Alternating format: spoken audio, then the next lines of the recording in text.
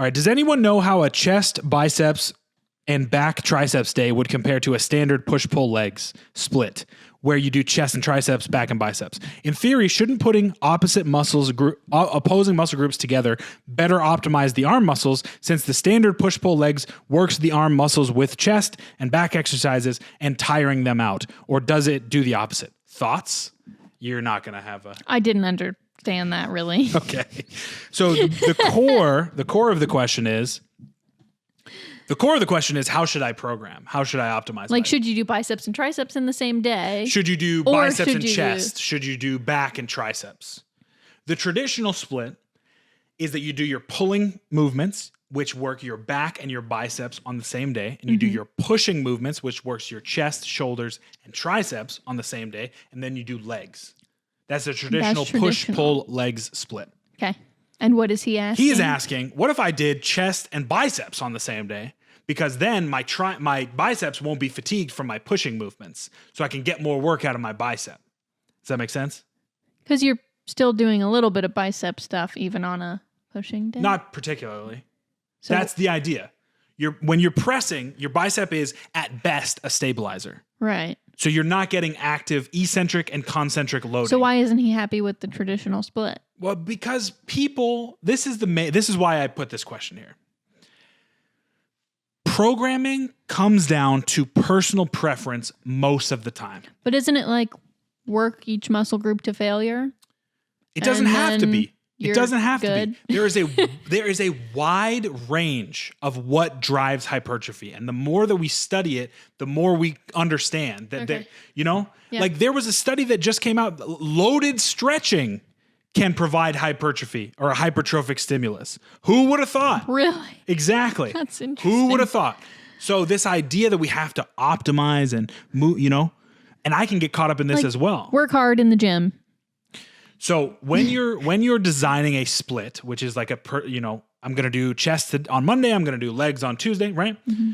It comes down to, there are some general principles that you want to follow. You want to get your volume, your amount of work in the range that's going to give you, usually it's between 10 and 20 working sets, meaning hard sets. Mm-hmm.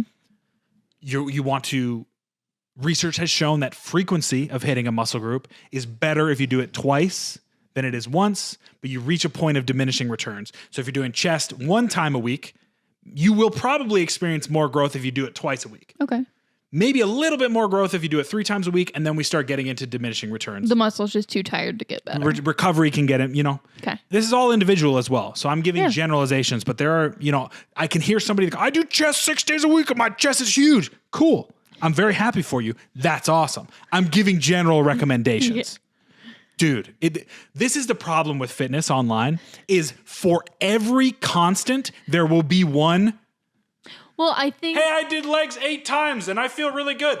I think we need to remember the hierarchy of evidence, Dude. Right? Anecdotal evidence is evidence, but it is the least I could kiss you squarely important, on the mouth. Right? Just because you have experienced a change doing this wild, wacky thing. That's great for you. Exactly. Might it work for somebody else? Maybe. Is it probably going to work for everyone? No. Exactly. If it works, great. Keep doing it. Love that for you. You go, girl. Right. Whatever. That is the core of what you need to keep in mind when you're setting up a program. And we get deep in the weeds. You got to start with good evidence as your starting place, right? This is what research is showing. This is what the best possible studies that we have are showing. And then, okay, how can I tweak this to work perfectly for me? Yep.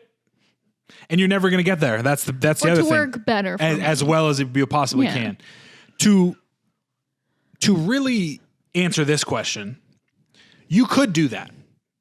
But I think because you're getting secondary tricep activation on your pushing movements, and then you're doing heavy work on your biceps, I fear that by the time you get to your pulling and tricep day, your triceps may be overly fatigued from the opposite. That's kind of why we group them together. Okay. The other reason we group them together is that if you start big to small, so if you start with a compound movement, like a bench press or an overhead press, meaning you're using 2 joints, the elbow and the shoulder, Of course, yes, your primary mover is going to be your chest or your shoulders, but your triceps are also going to be involved.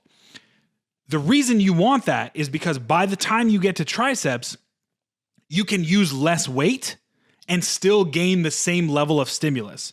So if you walk in and you start with a tricep rope push down, the amount of weight that you're going to use is going to be really harsh on your elbow.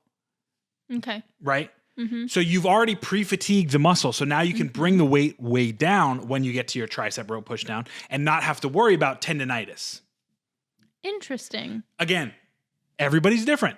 Some bodybuilders love to like start with their, isolation work and then move to their compound. Cool. If you're a power lifter, you're probably going to do your prime mover first so that you're not super fatigued. Mm-hmm. Also cool. It doesn't really matter. It comes down to personal preference. Well, and I feel like, maybe this is terrible advice, so please stop me if it is. But like, if he wants to do this different thing and see if it works for him, do it. Yeah. No, that's not terrible advice. Do it. See what happens. Do it for us, 12 weeks and see what you think. Is it working for you? Great. Keep doing it. Is it not really doing what you want? Go back to whatever it is you were to go back to the traditional thing and find another tweak from there that you can try. I feel like he's not gonna injure himself if he does it with, some if you're doing sense. It smartly, you're not. So try. See what happens. I just think with fitness online and especially like Reddit and Instagram, it's like everybody's trying to reinvent the wheel for some reason. Yeah. You don't have to. No. It's all good. Like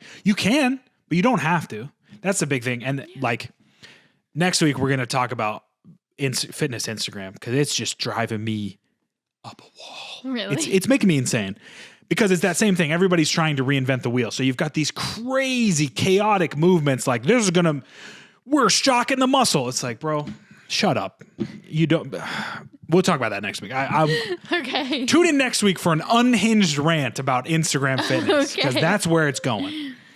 All that to say, personal preference. Try and work first in the largest body of evidence that you have, and then make tweaks within that body of evidence. Mm-hmm.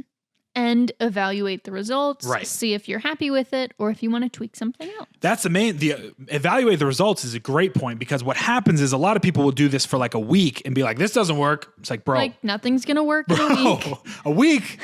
Stay on the program. It's so funny. There's this meme, lifetime intermediate. It's just program hopping after like 2 weeks all the time. Mm-hmm. It's like, dude, there's something to be said about getting the bare minimum on paper, going and doing that hard for 6 weeks and seeing where that gets you. And then evaluate the results. That will get you 90% of the way there. I promise. Mm-hmm. I promise. Yeah.